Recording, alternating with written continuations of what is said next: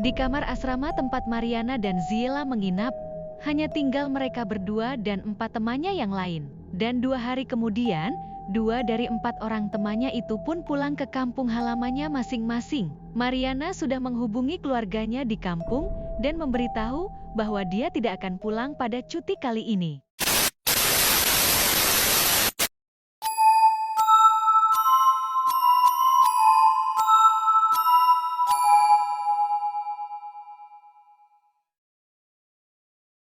Assalamualaikum warahmatullahi wabarakatuh. Kembali lagi bersama saya di channel Danger Zone. Jadi di segmen Kismis Kisah Misteri kali ini, saya akan menceritakan kisah tentang pocong di asrama kampus. Sebelum masuk ke ceritanya, alangkah baiknya kalian dukung channel kami dengan cara subscribe, like, comment, and share ke teman-teman kalian semua, agar kami lebih semangat lagi untuk membuat video-video yang lebih menarik lagi. Oh, tanpa banyak basa-basi kita gas ke ceritanya. Kismis Kisah Misteri dimulai.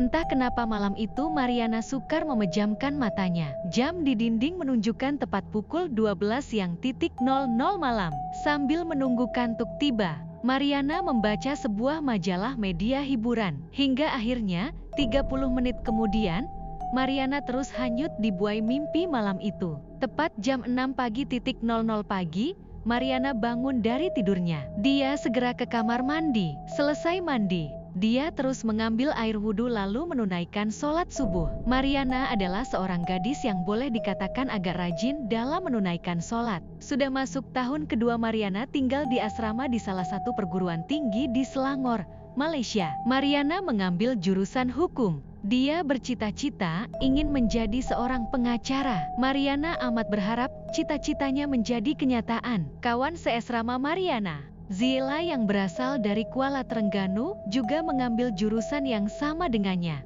Boleh dikatakan mereka berdua berteman akrab sejak awal mereka masuk di perguruan tinggi tersebut. Mariana dan Zila menempati kamar di lantai 4 asrama yang menghadap ke arah padang rumput dan hutan. Tetapi Mariana tidak menganggap pemandangan itu menyeramkan. Bahkan Mariana juga tidak pernah memikirkan cerita-cerita aneh yang menakutkan. Meskipun sebelumnya, dia pernah mendengar ada beberapa orang penghuni asrama itu yang menceritakan tentang penampakan hantu bungkus serba putih, alias pocong. Bila ada orang bercerita kepadanya, Mariana hanya menutup telinga saja. Katanya, semua itu hanya hayalan belaka. Mariana tidak percaya dengan adanya hantu pocong dan sebagainya. Tetapi dia percaya bahwa alam gaib memang ada. Mariana berpendirian demikian karena dia tidak mau membuang-buang waktu hanya dengan memikirkan cerita-cerita yang dianggapnya konyol itu. Sepanjang berada di perguruan tinggi tersebut, Mariana dan Zila serta pelajar yang lain begitu sibuk dengan pendidikan masing-masing.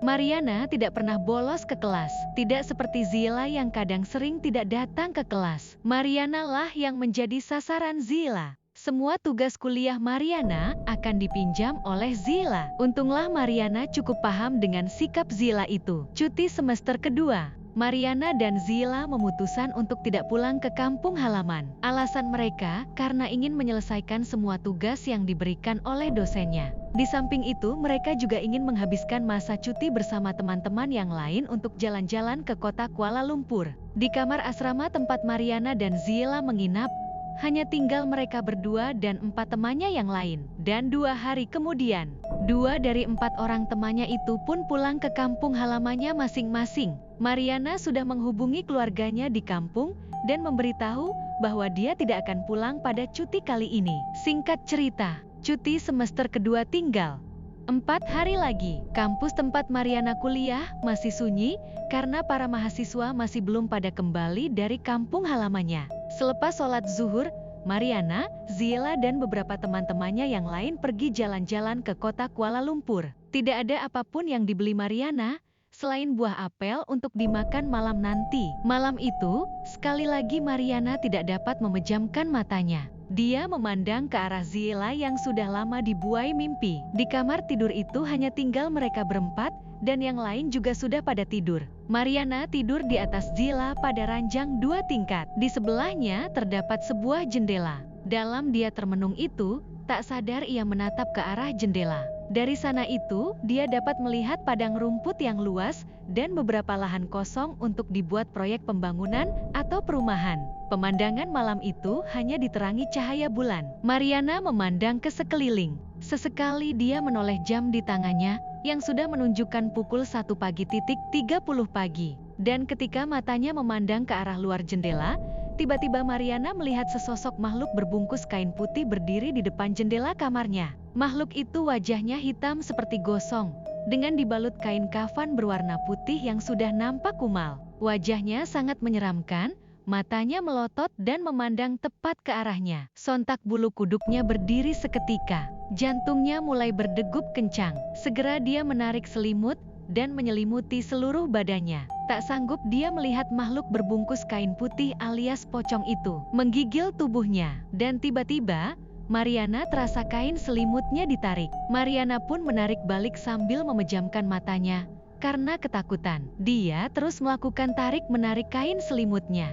Seketika itu juga Mariana terasa tangannya menyentuh kain lain, agak kasar dan licin seperti kain kafan. Tapi dia tidak berani untuk menoleh. Keadaan itu berlangsung selama beberapa saat, hingga pocong itu hilang dengan tiba-tiba. Saat merasakan selimutnya sudah tidak ditarik lagi, Mariana segera turun dari tempat tidurnya dan tidur di sebelah Ziela. Dia akhirnya terlelap di sisi Ziela.